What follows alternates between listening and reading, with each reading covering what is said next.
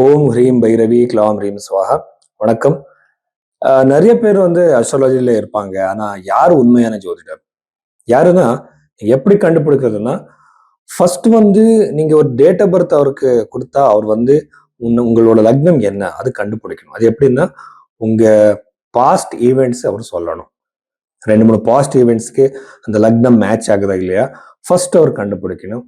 ரெண்டாவது அவர் பரிகாரம் கொடுக்கும்போது என்னென்னமோ காஸ்ட்லியான பூஜை, ஜெம் ஸ்டோன்ஸு, இந்த நியூமராலஜி, டேரட் கார்டு, அதுக்கப்புறம் கருங்குலி மலை என்னென்னமோ இருக்கு இல்லையா, அது எல்லாமே புரோத்பர பராசரா சாஸ்திரத்துல இல்லை.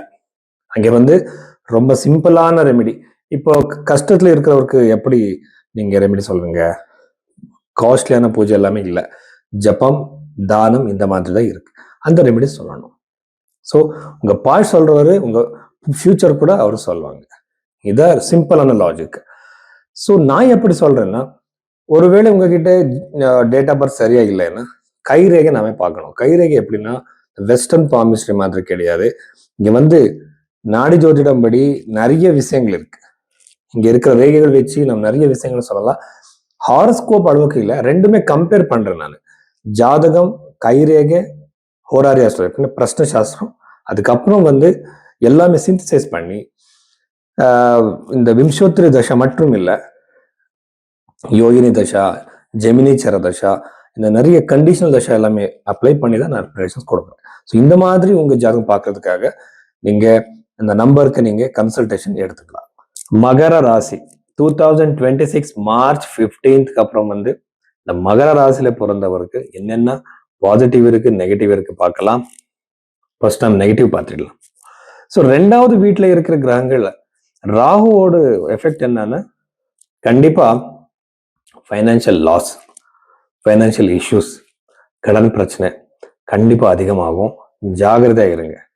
ஸோ இப்போ கடன் பிரச்சனை நீங்க வெளியே வரணும்னா நான் சொல்றது என்னன்னா, லக்ஷ்மி ஜபம், ஓம் ஹ்ரீம் மகாலட்சுமியே நம, இந்த மந்திரம் உங்களுக்கு அந்த கூகுள், இந்த யூடியூப்ல கிடைக்கும். அந்த மந்திரம் ரெகுலரா சொல்லுங்க. உங்க தொழில் மேலே ஃபோக்கஸ் பண்ணுங்க. இந்த இன்கம் அதிகமாக்கணும். அப்பதான் நீங்க இந்த பிரச்சனை வெளியே வரணும், வெளியே வர முடியும். எதுக்குன்னா,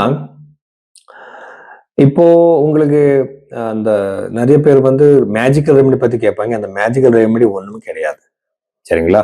ஸோ அதனால மகர ராசியில பிறந்தவருக்கு இந்த லக்ஷ்மி ஜபம், அதுக்கப்புறம் கடன் பிரச்சனை வெளியே வரதுக்கு கரியர் மேல ஃபோக்கஸ் பண்றது, இன்கம் அதிகமாக்குறது தான் இம்பார்ட்டன்ட்.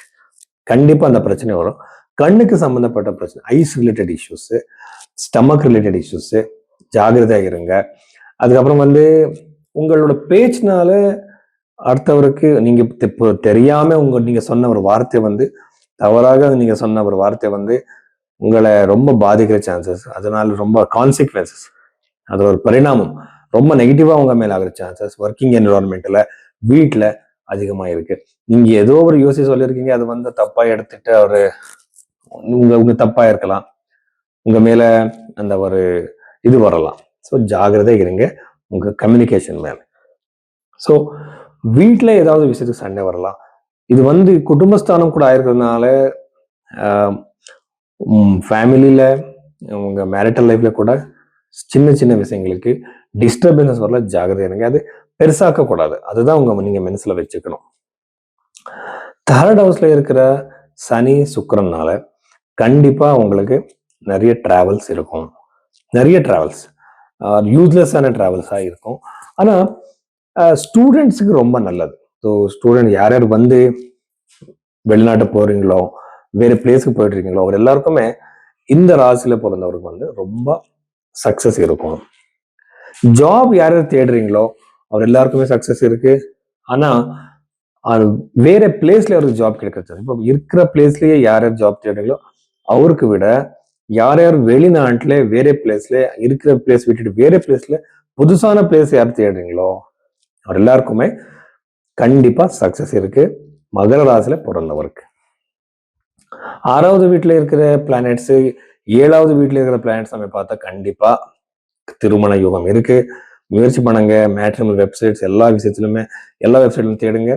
திருமண யோகம் கண்டிப்பா இந்த வருஷத்துல, இந்த ஒரு 19th அப்புறம் புதுசான சம்வத்சரம் இல்லையா, இங்க இந்த நெக்ஸ்ட் இயர் புதுசான சம்வத்சரம் இந்த 1 இயர்க்குள்ள கண்டிப்பா கல்யாணம் நடக்கும்.